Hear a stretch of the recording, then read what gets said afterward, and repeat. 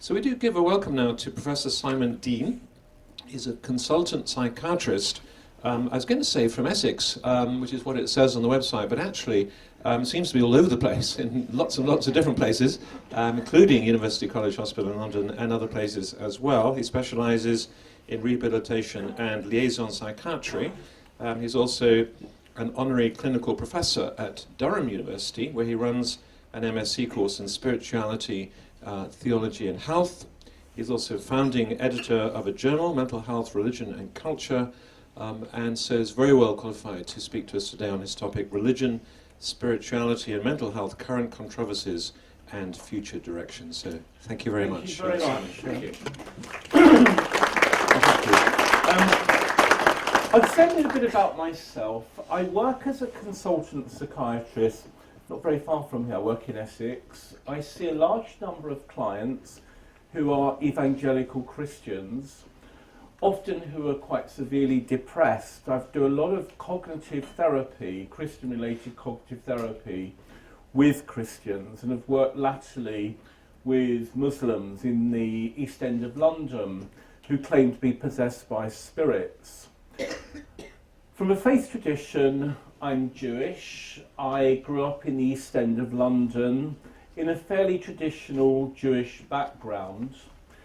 When I was a medical student, I became interested in Jewish mysticism and did my PhD at University College London, looking at a group of Orthodox Jews who live in Stamford Hill in northeast London, called Lubavitch. Some of you may know of this group, who were well known because they alleged that their then leader, spiritual leader, the Rebbe, in 1994, was a Jewish Messiah, Mashiach, and he subsequently died.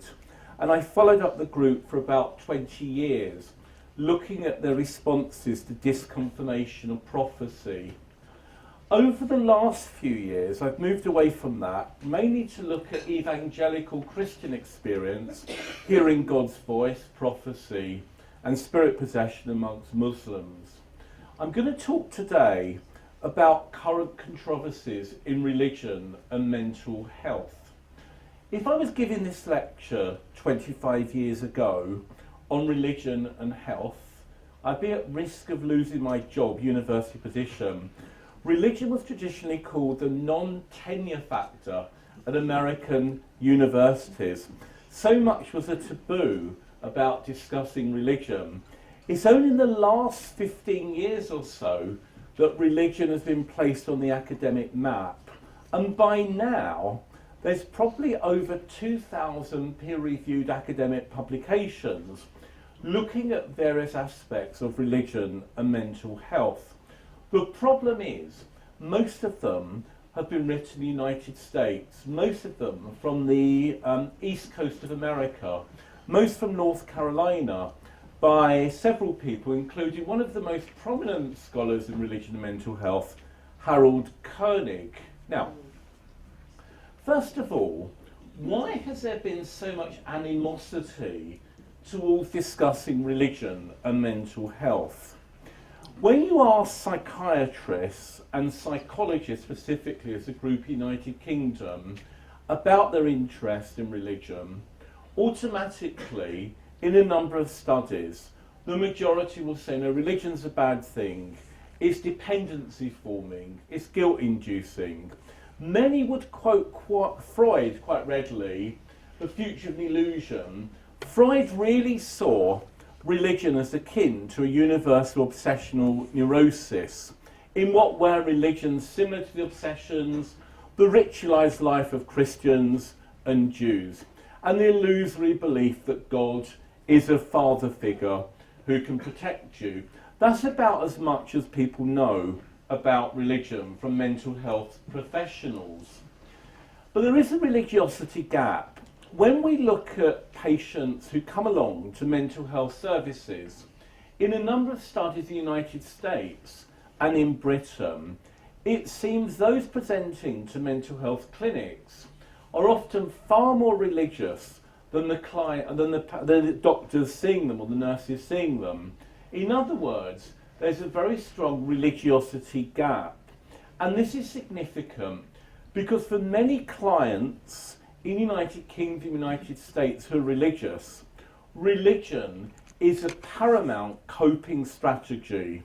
Reading the Bible, prayer, going along to church for religious support, pastoral care. And this is very significant because over the last 10 years, there's been an increasing volume of work suggesting that positive religious coping, believing God is supportive, having a close relationship with God, having collaborative relationship with God. In other words, although at times of illness you need to seek out medical help, but also believing God supports you, God is there for you, actually predicts higher indices of positive mental health than people who don't use religious coping. More about that a little bit later. How do you begin to look at the relationship between religion and mental health? First of all, you need to define or operationalise religion. As most of you will realise, coming from an anthropological background, it's actually impossible to define, I think, what religion is. Most researchers are fairly limited in their use of religiosity. Most define it either as religious attendance or belief in God, various indices of belief in the supernatural. Immediately, we run into problems. Most of the studies looking at religious attendance try to correlate cross-sectionally going to church, synagogue, with severe mental illness, depression, anxiety, obsessional illness. Almost immediately, we run into a problem. Those who are severely depressed often cannot go to church to become a statistic in the first place. So in fact, much of the literature is biased to this extent. And when we actually attempt to follow people prospectively, there's only been 1 or 2 studies following people over many years, sometimes 30 years, looking at various indices of religion, belief, attendance, and psychiatric outcomes, depression, anxiety. Those studies which are prospective do demonstrate that being religious on balance in terms of attendance or belief does predict better indices of mental health. I want to move away briefly from religion to talk about mental health. Is there anyone here who's mentally healthy? No, I'm being absolutely serious. This is not a controversial, no. Could anyone put their hand up who's mentally healthy here? Okay, lady at the back. In what way are you mentally healthy? I like to think I'm not psychotic. Okay. Anyone, not psychotic, anyone else here mentally healthy? Put that, yeah. Yes, because I know I'm mad, otherwise I wouldn't come here today. So that's good, you're mad. Okay. Can I just say something, that when we're defining mental health, unlike physical health, it actually becomes quite difficult. In a very general way, if you look at definitions of mental health, it really excludes frank psychotic illness, delusions, hearing voices. Yet other people talk about mental health in terms of functioning, or having positive relationships, or being able to feel positive mood states like elation or happiness.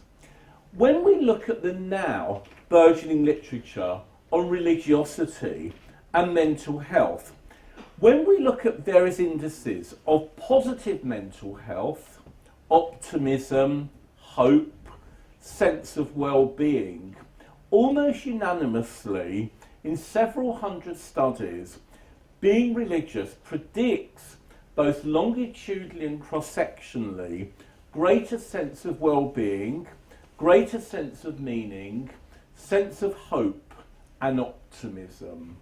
Forget psychiatric disorder for a minute.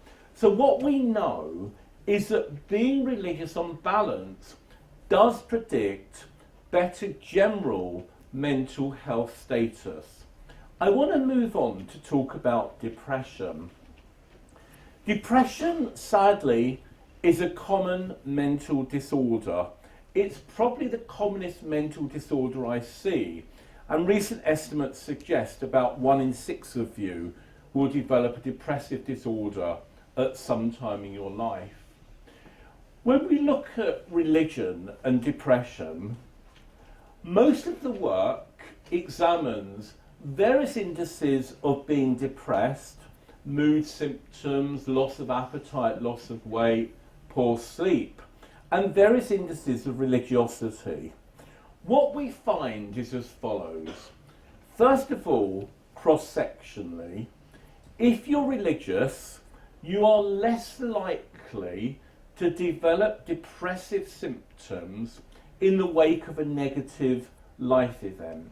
In other words, religion is protective. If you are already depressed and then you are religious, in studies looking at men over 65 in the United States, mainly in North Carolina, who have physical health problems, strokes, cancer, heart disease, if you're already depressed and you're religious, what happens is you remit more quickly. In other words, there's something about being religious which improves your prognosis when you're depressed.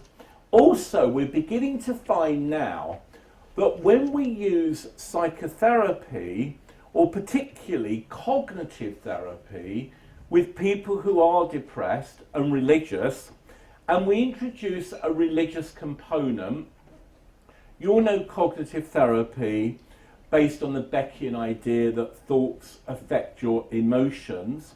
When we actually introduce a religious component into the psychotherapy, prayer, ritual, Bible reading, and we do a double-blind controlled trial, we compare the two groups, those who are having religious-orientated cognitive therapy and those who have secular therapy.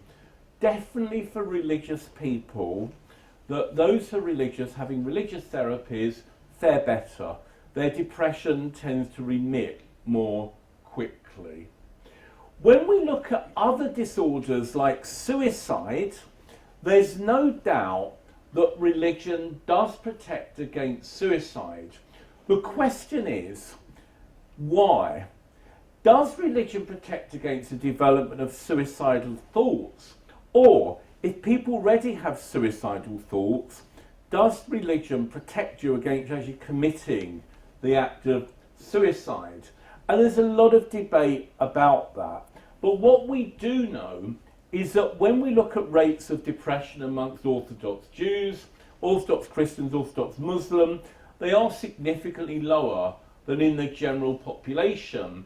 Not surprisingly, because all the monotheistic religions do prohibit suicide, so that's not particularly surprising. The big question is, through what modalities and what mechanisms does religion protect you against depression? What is it about religion? First of all, is it just another form of social support? People who are religious belong to religious communities. The pastoral support is often very important for them. When you factor out social support as a variable and you look at studies which contain other aspects of religion, going to church, prayer, belief in God, you actually find that religion has a positive benefit above and beyond that of social support. So it's not just a proxy for social support. There are various other theories about how religion protects. One is that it provides a meaning framework. Suffering is put into a meaningful context. Often for a Jew or a Catholic or a Muslim, adversity may be seen as a test of faith or actually bringing you closer to God. The other thing about religion which we're beginning to understand is it says a lot about positive values. Those who are religious often have other positive emotional qualities like gratitude, altruism. These in themselves may protect against the development of depression when you have a negative life event. And even apart from religion, we're now beginning to realise that virtues such as altruism, giving to charity, if you're not religious, may positively predict better mental health outcomes. The other thing, of course, about religion is that it moves you away from self-preoccupation, which is necessary, I think, in order to become depressed. The other thing we know about religion is, independently of mood states, religion does affect cortisol levels, levels of various other hormones, which can mediate affective responses. So we're just beginning to unpack the variables which might indicate how religion works. Of course, before I move on to anxiety, religion is not always protective.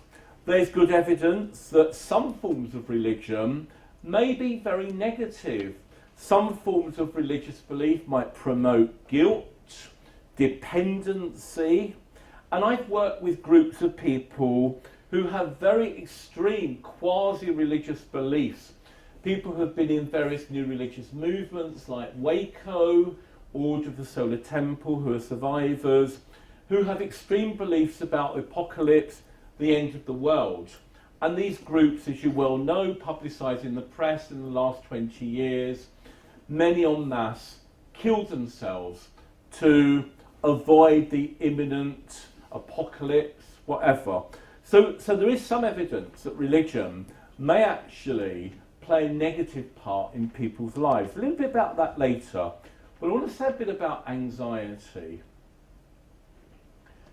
When you look at studies of being religious and anxiety, the findings really pan out into three groups. A third of the studies looking at panic disorder or generalised anxiety in those who are religious indicate that those who are religious have lesser levels of anxiety than the general population.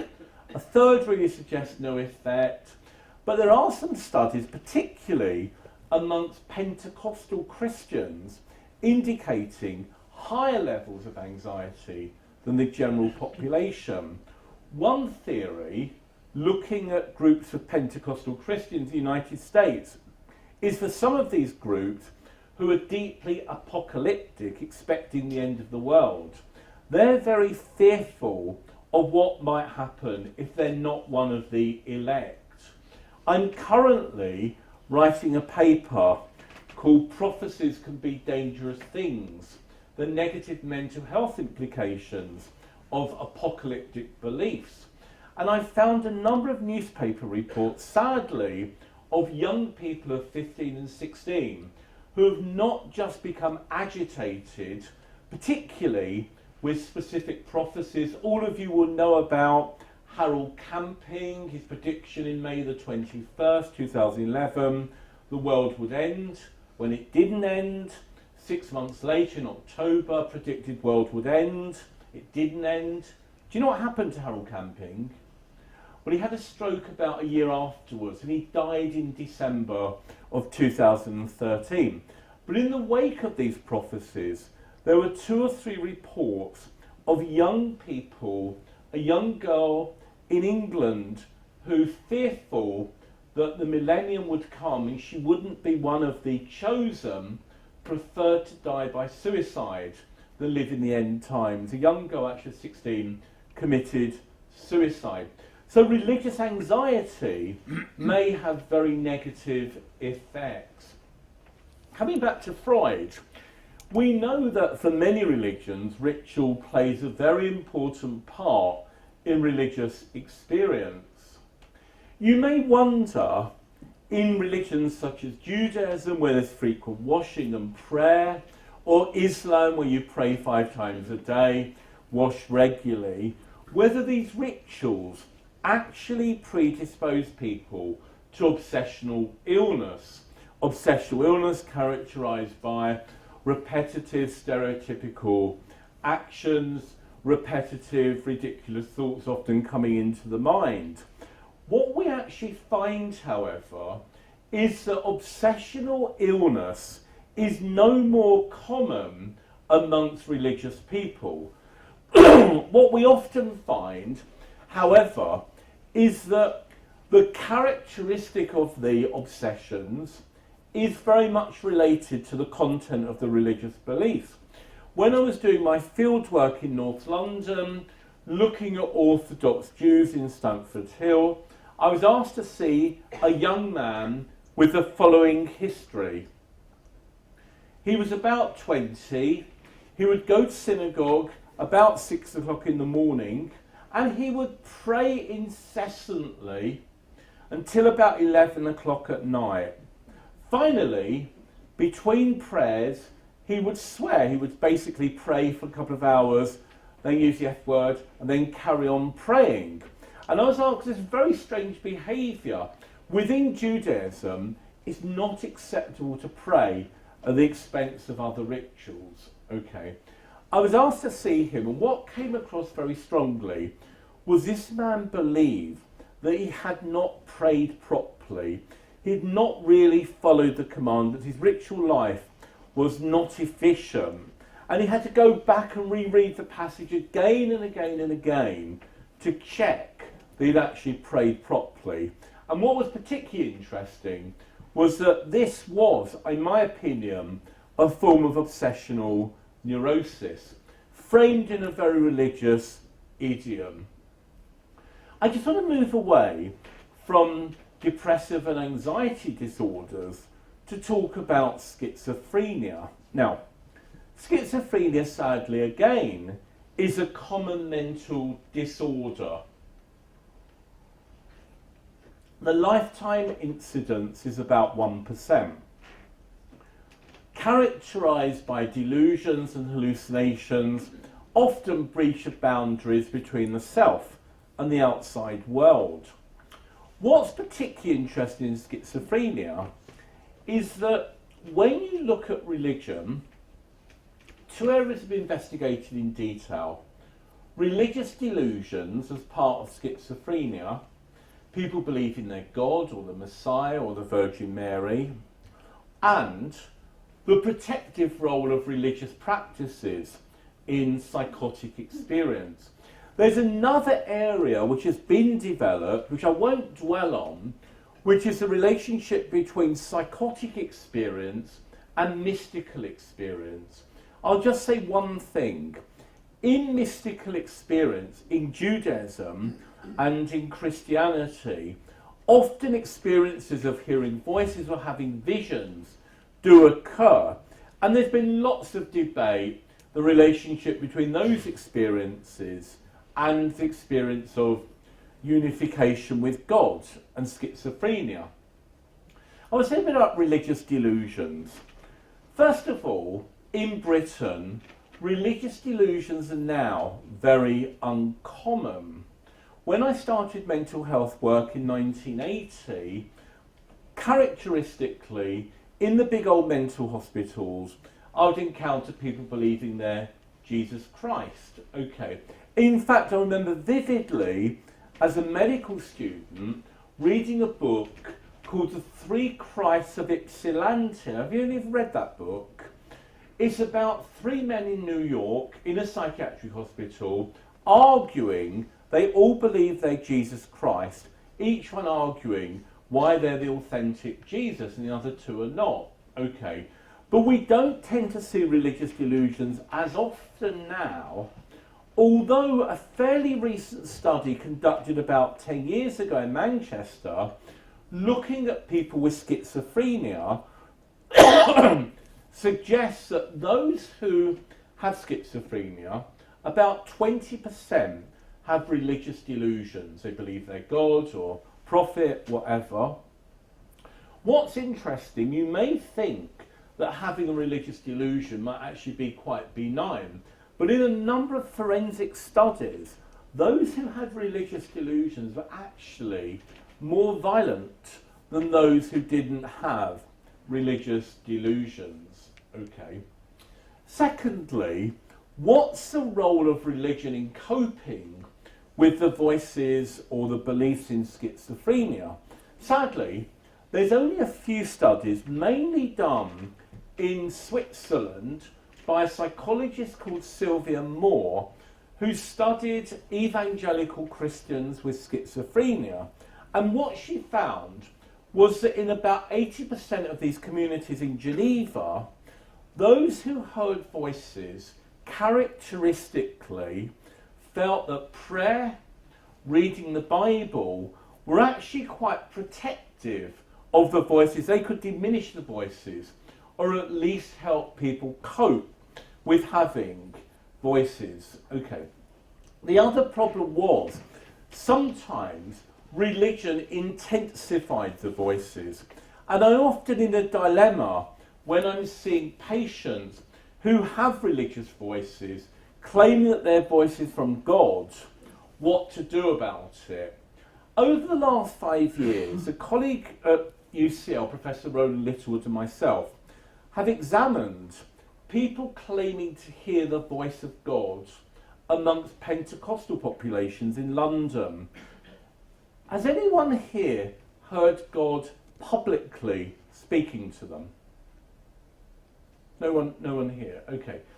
Can I just say that when I looked at the literature on Christians who claim to hear the voice of God, there was literally 1 or 2 studies, mainly carried out in London, amongst evangelical Christians, which showed that amongst some groups, hearing the voice of God aloud outside their minds, outside their head, was not an uncommon phenomenon.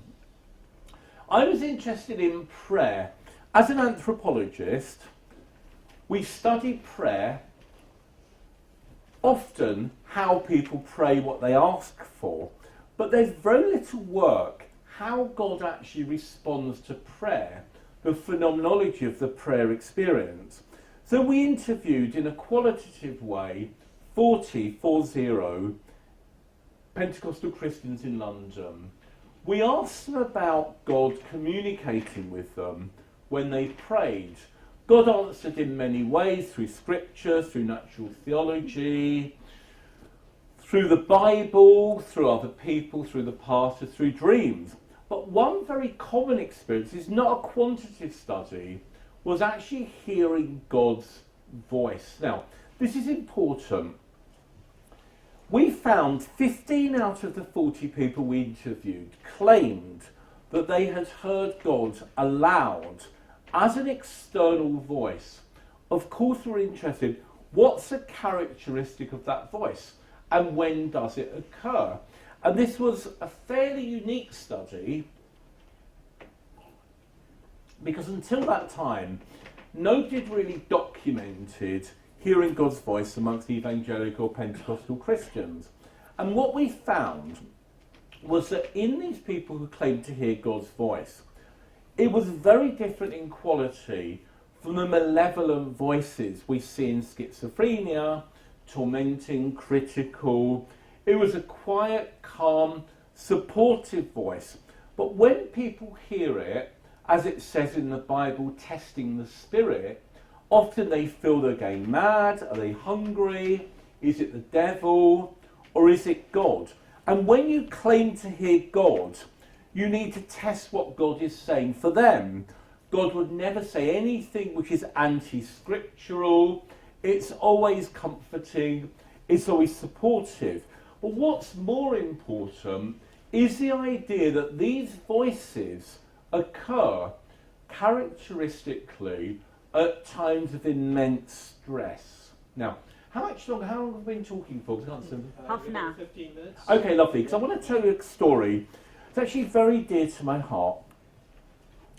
About 5 years ago, I became very interested in Messianic Judaism. Now, as a Jew, Messianic Judaism, these are Jews who come to hold the idea that Jesus is a Jewish Messiah. Okay, as you well know, I mean, Jews don't believe that Jesus was or is the Messiah for many reasons. But in fact, there are growing numbers of Jews now, mainly in America, some in Israel, who maintain that Jesus is a Jewish Messiah and is a fulfillment of biblical prophecies in Isaiah. I want to talk about a pseudonym, Richard. Richard was 45 years old when I met him. He was from East London, a very traditional Jewish man who was brought up as a Jew, but sadly, when he was about 25, married and had a child, Isaac, who tragically died at the age of 3 with Tay-Sachs disease. You may know, a metabolic disorder. This affected him profoundly. As a Jew, he asked why God had ever allowed this to happen. He was angry with God. He was chronically depressed. He just did not really understand why a child of 3 would die. As he said to me, every morning he would wake up in his room and it would look dark, as though there was a mist there. He just couldn't be in touch, with happiness at all. When he was about 42, he met a woman, Claire, who was originally born as a Catholic, but then became Jewish through the Beth Din, and she converted to Orthodox Judaism. And they got together and they formed a relationship and were due to become engaged. The night before the engagement, Claire came up to Richard and said, look, I must tell you something before we get married. I believe that Jesus Christ is a Jewish Messiah. Now, as a Jew, we are taught not to believe that Jesus is the Messiah for many reasons. One being the redemption hasn't occurred when Jesus was here, whatever. Okay, in Judaism, we don't have a concept of a Messiah who dies and then comes back. This was a problem with the Rebbe, the Lubavitcher Rebbe, whom I studied in Stamford Hill. But let me just say, Richard was profoundly anguished by this comment. He didn't know whether he could go ahead and marry Claire. Such was his sort of anger and animosity. He decided he must prove to himself and to her that Jesus cannot possibly be the Jewish Messiah. Okay. He went into Jewish bookshops and he bought book after book on Jewish prophecy, on Isaiah, on Zechariah, all the different prophets. He went to Christian bookshops. But what happened over several months, far from detracting him from this belief that Jesus was not the Jewish Messiah, he began to wonder in his own mind whether Jesus could actually be the Jewish Messiah. But this was on the background of this chronic depression. He just could not get out of it. He was in his room one day and he woke up from a night's sleep and all of a sudden he heard a voice. And the voice said, Richard, what do you and I have in common? And he looked around and he thought he was going mad. But he noticed the room was illuminated. There was light there as opposed to the darkness. And he said, Richard, what do you and I have in common? And the voice said to him, you and I have lost our only son. And it struck him, Jesus and his only son, Isaac. Now, he was under immense stress when he heard that voice. What subsequently happened was he started to go along to the Messianic congregation and he began to believe, finally, that Jesus was in fact the Jewish Messiah and he's now a Messianic Jew. And he distributes tracts about Messianic Judaism. But what I've found is that often profound religious experiences like that, they're not immediate cure-all for everything, but it leads to a pathway where people do begin to feel better. We found people hearing the voice of God occurred when they were depressed or suicidal, or when they were very conflicted. Should I have a child? Should I not have a child? Okay, so that's religious belief. I want to say a little bit now about religious coping. Not surprisingly, over the last 20 years, mainly from America, mainly amongst Christians, we find that those who are religious often utilise religious beliefs as the most important coping strategies in their life. Prayer, reading the Bible, talking to pastors. Kenneth Pargement, who's a psychologist in Bowling Green University, United States, differentiates between positive coping, you believe God is supportive, God is with you, and you collaborate with God.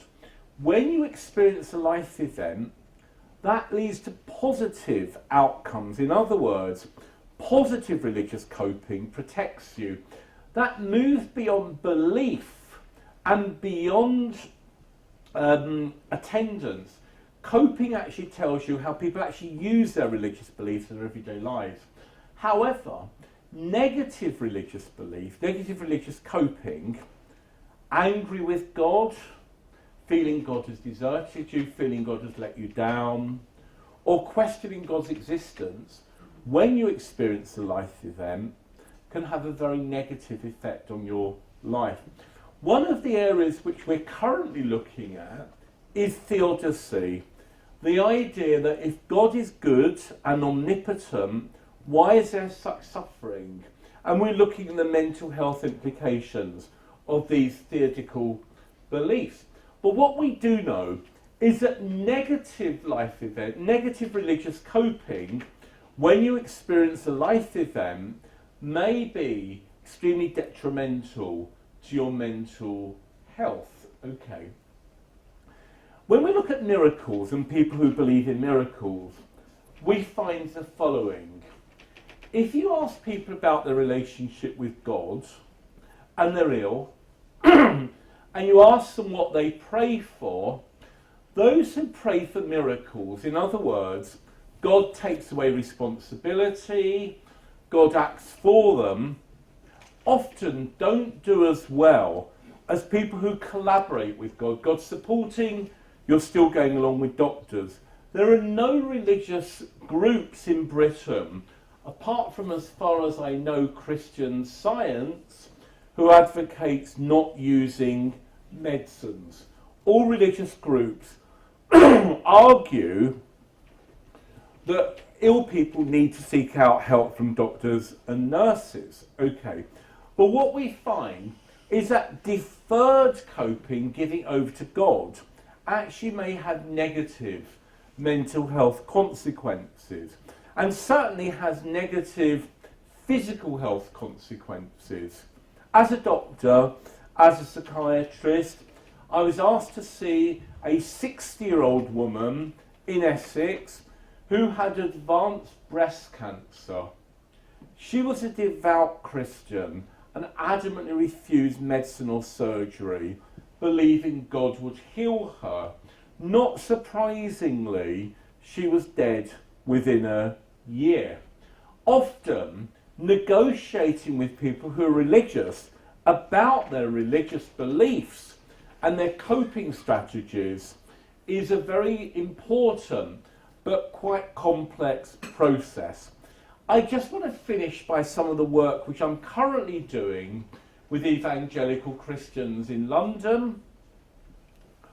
Mary is a 45-year-old lady who's a devout Christian. She's been going to church since she was about 5. She has a strong belief in the power of the Holy Spirit and the curative power of the Holy Spirit.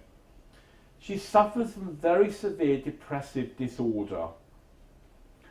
When she's depressed, God becomes very distant. She starts to harm herself and feels that the devil has overtaken her. The devil's not inside, he's not possessed her, but the devil's actually overtaken her. Most of her ideas when she's depressed are about letting God down and not being a perfect Christian. This really agonises her and increases the intensity of her depression. I've worked with this lady over the last 5 years in therapy, and when she's low, typically she says God has deserted her or she can never be forgiven. Now, this is an important ethical question. I'm a Jew, I'm not a believer, but I work within a Christian framework. I use bibliotherapy. There is a book by a man called Christopher Williams, who's Professor of Psychiatry in Cardiff, who argues that introducing the Bible into cognitive therapy can be very useful. With this lady Mary, when she says to me, I cannot be forgiven, I discuss with her what it means to be a Christian. What does it mean for Christ to come and die on the cross for our salvation? I go through the Bible looking at passages, arguing that no one can be a perfect Christian free of sin in this lifetime, only Jesus Christ. Now, I've found this form of Christian CBT very, very useful. I get her to read the Bible. I often do this in collaboration with her pastor, who sometimes comes along to the outpatients. Over the last couple of years, it's the pastor continuing this cognitive therapy. Why is this important? One is the ethical issue. Should I, as a doctor who's medically trained, I'm not an ordained priest, I'm not pastorally trained, should I be doing this sort of Christian psychotherapy? Am I breaching ethics? Am I breaching boundaries? When we discussing religion with patients, often other doctors will say we should be struck off the medical register because we're breaching taboo. We're actually breaching the taboo. We should not be discussing religious issues with patients. Okay, that's one aspect. The other aspect is, what implications does this have for patient care? And I would argue, for many Jews, Christians and Muslims, religion is not only important in their lives, it is the most important aspect of their lives. And as health professionals, I feel profoundly that we should be vested in discussing religious ideas with people. The question is, what does it mean to discuss religious ideas? You may know over the last year there's been several high-profile cases in the General Medical Council about doctors who supposedly have breached ethical rules by discussing Christian beliefs. One case, a doctor in Kent, a GP, knew that the patient was a Christian and asked the patient whether he believed in the healing power of Jesus Christ. And the patient became very angry, reported into the GMC and saying that's not a very good thing for a doctor to do. I think he was suspended and not struck off the medical register, or at least received a warning. Okay, I disagree with that. As a doctor, as a psychiatrist, I talk about the most intimate things in my patients, their bowels, sexuality, and I see religion as a very important part of their life. I'm going to finish in a couple of minutes, but I just want to be very critical of the literature now. After 20 years, the literature is still very biased towards Christian areas. Now, much of the work is evangelical Christians. There's relatively little work on Islam or on Judaism. That's the first thing. The studies are largely cross-sectional.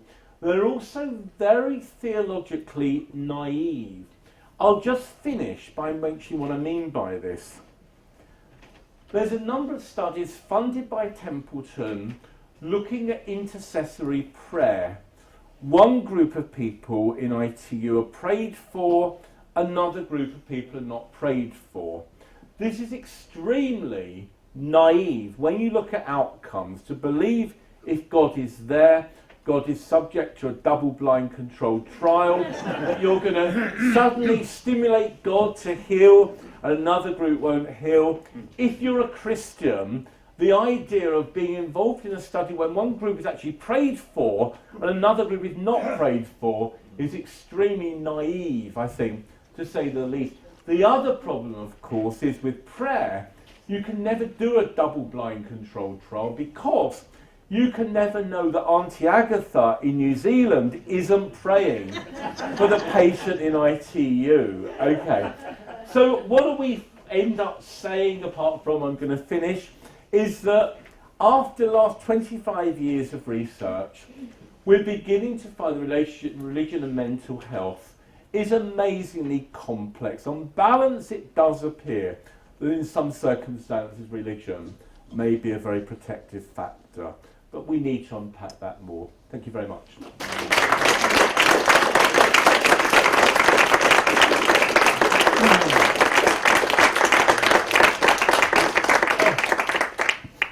Okay, thank you very much. I think we have some time now for questions and discussion.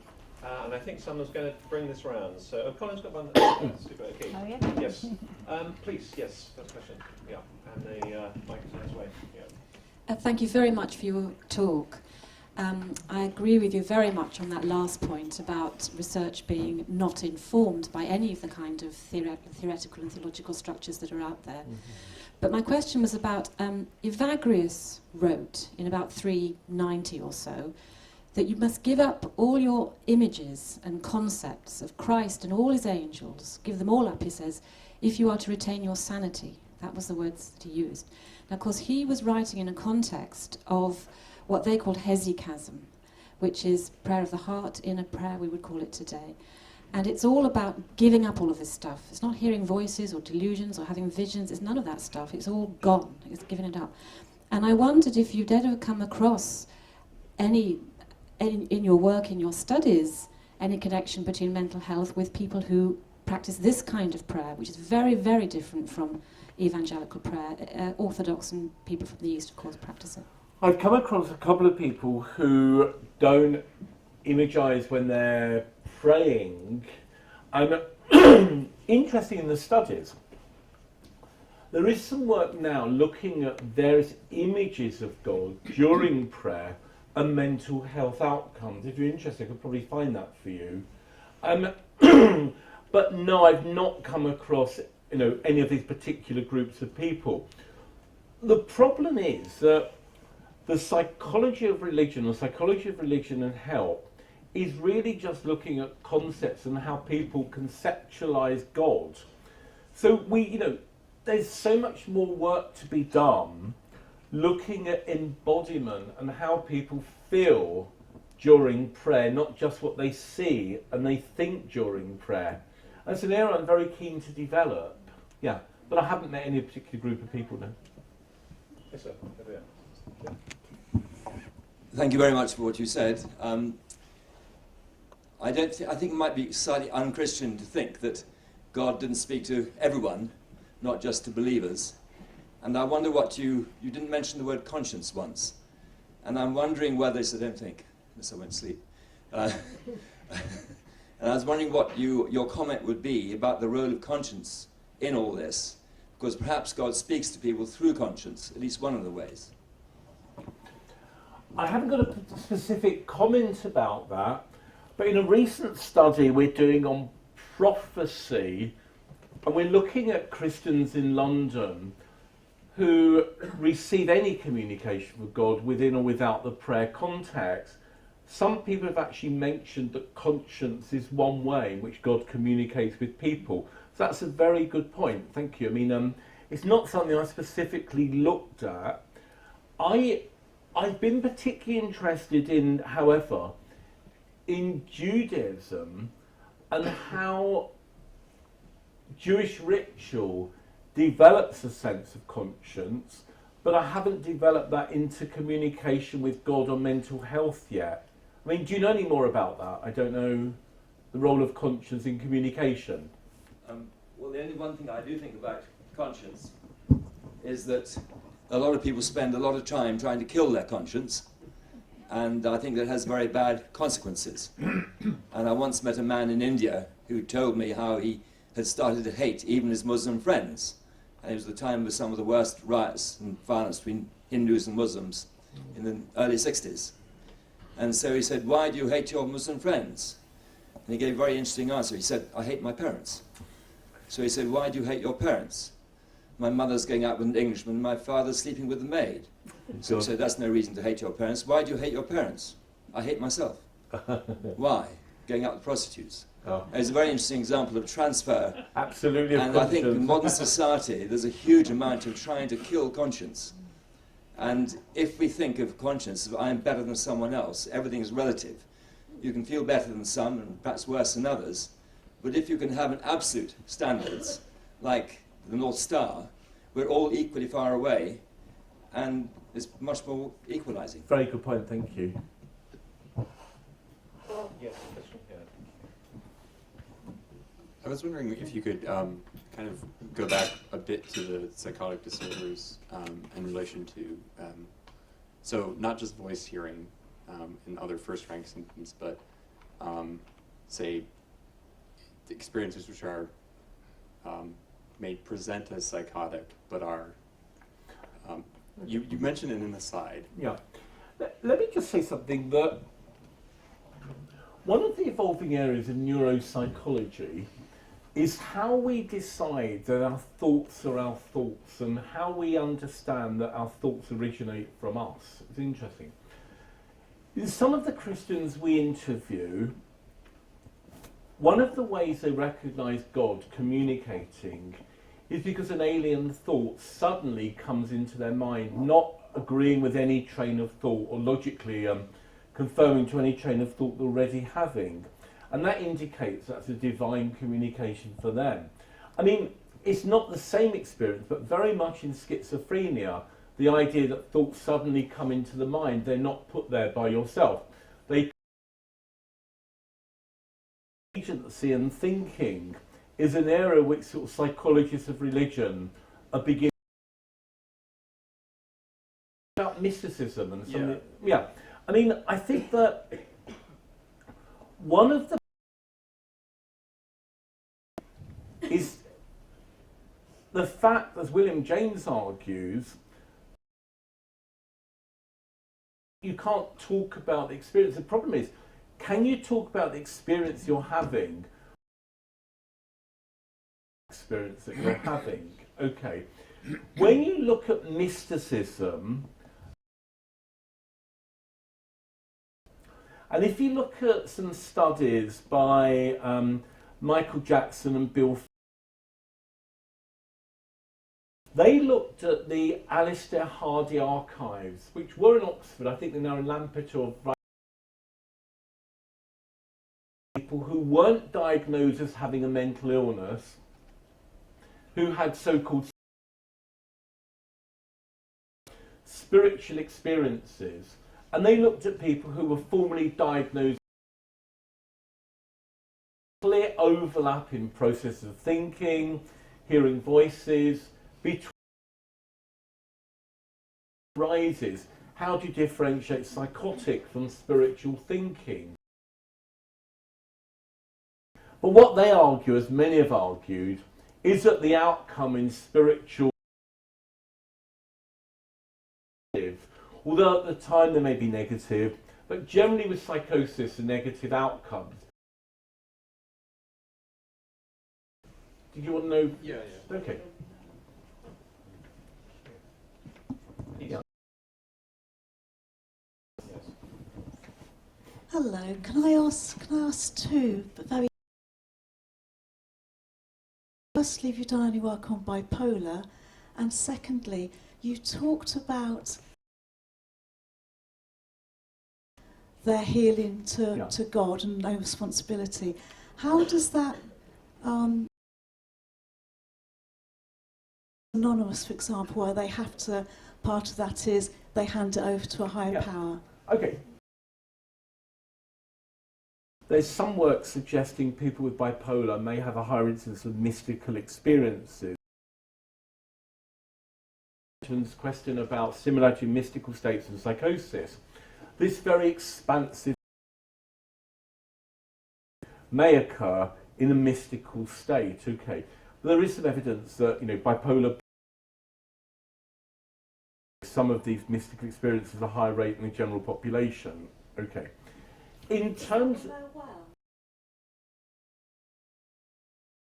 Although I think mentioning this there might be one or two studies suggesting that people who have high rates of spiritual experiences when they're not unwell, okay, when they're not manic. The question about Alcoholics Anonymous, I assume, I mean, there's a lot of work, but not particularly about religious coping and outcomes. So I don't know the answer. You're not expected completely to hand your life over. You expect to do something as well, at least to go to a of collaborative coping than deferred coping. Yeah. Yes, a question. Right? Yeah, right. Sorry? Next in line? Lisa, yes. You had a question there. Yes. Somebody whose religion might be helpful for most, but is causing them a lot of problems for it. Yeah. I mean, fortunately, I think that of locally groups, I mean locally in Essex, I'm not sure here in Cambridge, but homosexual anxieties. I from who have homosexual anxieties, who are Christians, and some of them at least can ventilate these feelings. But it's, I think for many. Well, unless they, this is the problem. I mean, it's a similar problem where you say that some in that if you are part of a community, it's a very great wrench unless it can be replaced by something. Yeah. I mean, several things in response to you. Press at the moment, there's lots of controversy about therapies amongst courses. So the head of my department at UCL, Michael King, Professor Michael King, has written a these psychotherapeutic treatments to make. There's a lot of debate about that. When you talk about leaving movement, join conventionally new religious movements, particularly groups like Hare Krishna or the are not more psychologically damaged than the rest of the population. It's leaving the group.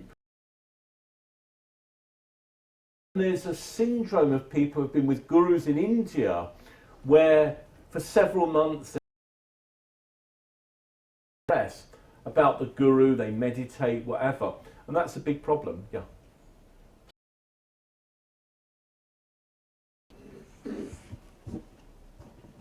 Thank you once again for throughout your vast experience, have you ever come? Yes, he really did have a genuine religious experience. Good question. I mean, I cannot ascertain the validity of a religious experience nor the veracity of a religious experience.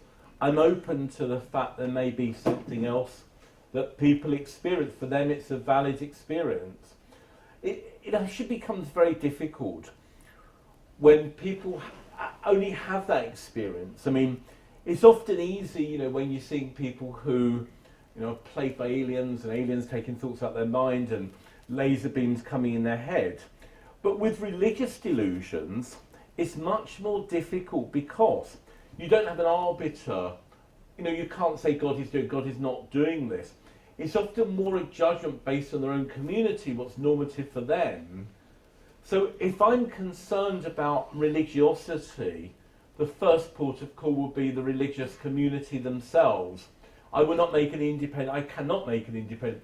And that's often the case in the Bengali population in Whitechapel, when people claim to be possessed by spirits. I'm open to these events. But in fact, I'm very multicultural in that when I see people who I believe are mentally ill, I will use conventional medicine, but also refer for exorcism or... I mean, many people I worked with in South London who were evangelical Christians claim were possessed by the devil. I would enlist a pastor, and some of them were actually exorcised by the churches in Greenwich. Often, just the last story, if I had someone who claimed they were possessed by a spirit, a Christian, and I wasn't sure, I'd send them to the Greenwich, because I was working at Guy's, exorcist, and unanimously they would come back and say, this man has schizophrenia. They do not believe he's possessed. They tell a psychiatrist, we think they're mad. Very interesting. Very interesting. There is one that we have to finish, but you left us hanging a little bit with your nom de plume Richard on the eve of his marriage to nom de plume Claire. And, you know, the one who became a Messianic. You never said whether they finally got together. They got together, they're still together. Okay. You kept sort of Sorry. You know, so waiting for the punchline on that, and we just wanted to check. Good. Well, it's been a fascinating talk, and thank you very much indeed for having us.